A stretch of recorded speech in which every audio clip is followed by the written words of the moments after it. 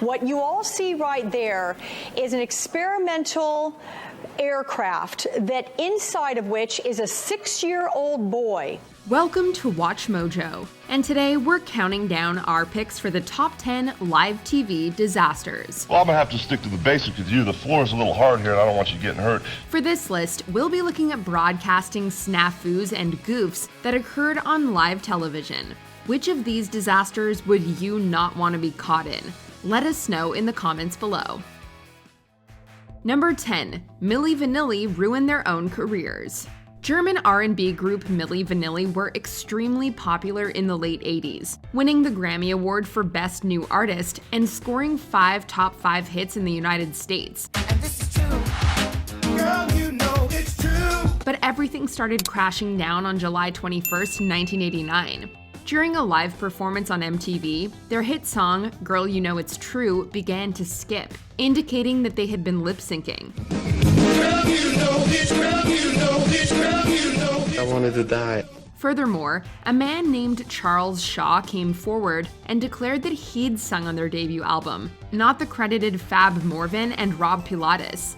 This accusation, plus the disastrous live TV performance, eventually culminated in the truth. Morvan and Pilatus were imposters. The two performers involved, Rob Pilatus and Fab Morvan, released a statement claiming they were actually prevented from singing by their own producer. They were fired by music producer Frank Farian, and Milli Vanilli quickly disappeared from the public consciousness. We were famous, now we're infamous. Just like that. Number 9. BBC interviews the wrong guy. This could very well be the funniest blunder ever seen on national television. On May 8, 2006, tech expert Guy Cuny was scheduled to interview live on the BBC concerning a recent court case involving Apple.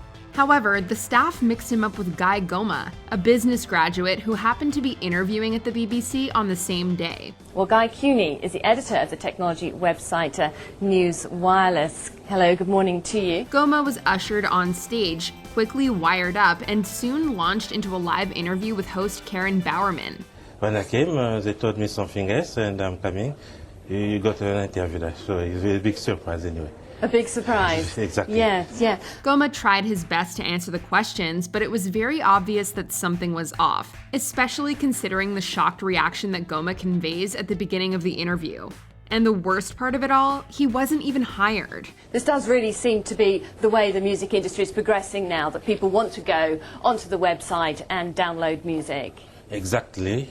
You can go everywhere. Number 8. The Balloon Boy hoax. Live TV is fascinating. You can follow a national news story in real time, and you can also watch it deflate in an instant. On October 15, 2009, the country watched enraptured as a gas balloon floated through the air with a 6-year-old boy supposedly trapped inside. What you all see right there is an experimental aircraft that inside of which is a 6-year-old boy. However, the boy was later found in the attic of his home, prompting allegations of a hoax. This was seemingly confirmed during a live interview with Wolf Blitzer, when the boy said his family, quote, did this for the show. We did this for the show. Man. No. A law enforcement affidavit later concluded that the parents had planned the hoax in an attempt to drum up interest for future media interests. The Heen family continues to deny that it was a hoax. It was never a hoax, not once, not ever. Number 7. Steve Harvey's famous bungle. Steve Harvey may be a consummate professional, but he will always be remembered for a simple bungle. At the conclusion of Miss Universe in 2015, Steve Harvey declared Colombia's Ariadna Gutierrez the winner. Colombia! However, he awkwardly bumbled his way back on stage and told the crowd that he'd messed up. Gutierrez was actually the first runner-up, and the Philippines' Pia Wurtzbach was the real winner. The first runner-up is Colombia.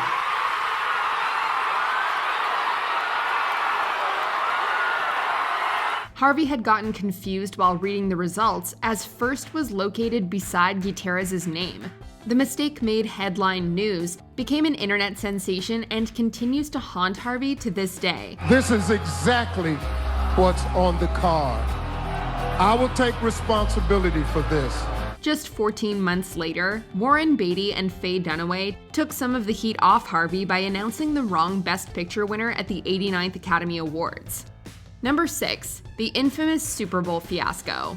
An infamous piece of TV history occurred on the night of February 1st, 2004, also known as Super Bowl 38. As everyone knows, Justin Timberlake accidentally ripped off the outer layer of Janet Jackson's shirt while performing a dance move, briefly revealing her breast and nipple shield. This instigated a national discussion, the likes of which has rarely been seen before or since. It was front-page news across the country, with some calling it an indecent act of American immorality. If each CBS station ends up having to pay, fines could reach the millions. Janet Jackson ended up blacklisted by many radio stations and television music channels. It also led to the creation of YouTube and added the term wardrobe malfunction to the Merriam-Webster's dictionary. Talk about an unforgettable halftime show. Do you think people were too hard on you? I think they were. I think they did put all the emphasis on me. Number 5. Flaming arrows. Can you promise you won't be mad at me if I kill you? Sure. No promise that. During a live quarterfinals performance on America's Got Talent, stuntman Ryan Stock swallowed a steel rod with a target attached to the end. This target poked out of his mouth and was supposed to be shot with a flaming arrow by his fiancée, Amberlynn Walker. This seems like a bad idea, not only from a safety standpoint, but a live TV standpoint as well. A stunt like this can go catastrophically wrong, and it nearly did.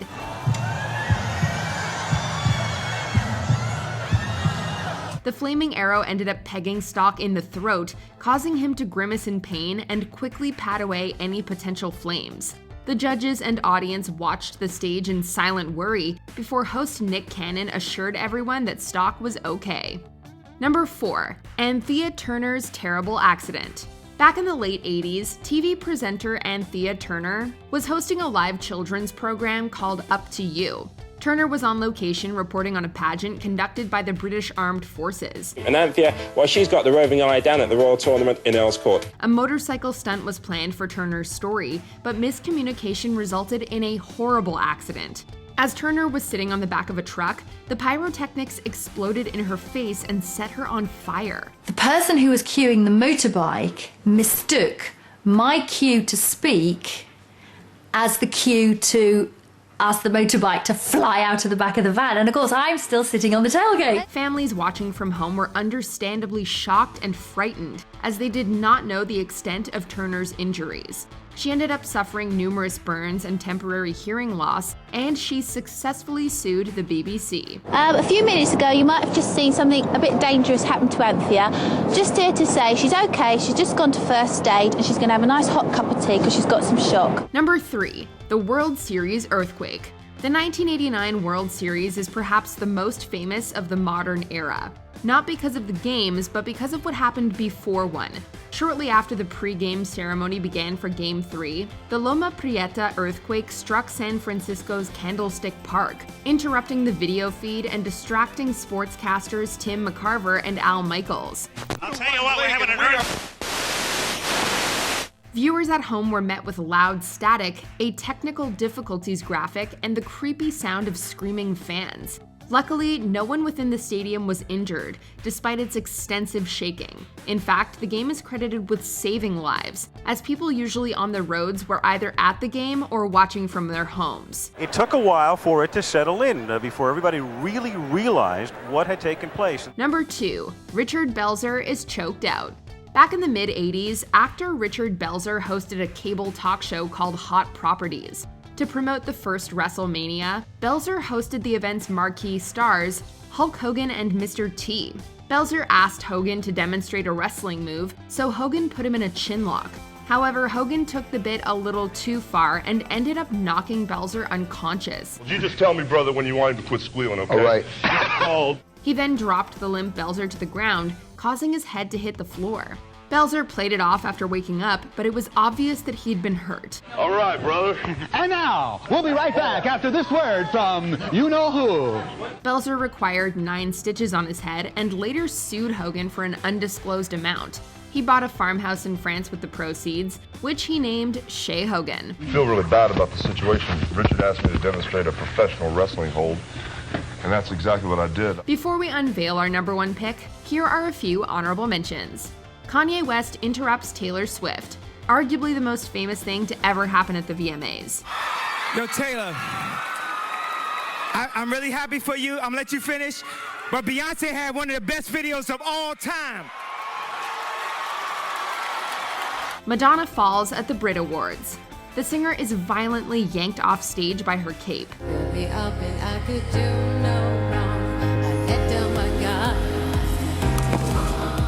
Gemma Collins falls. Collins falls through the stage after announcing a winner.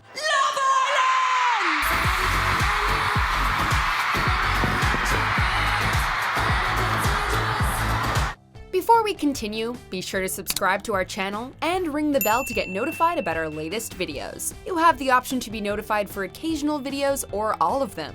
If you're on your phone, make sure you go into your settings and switch on notifications.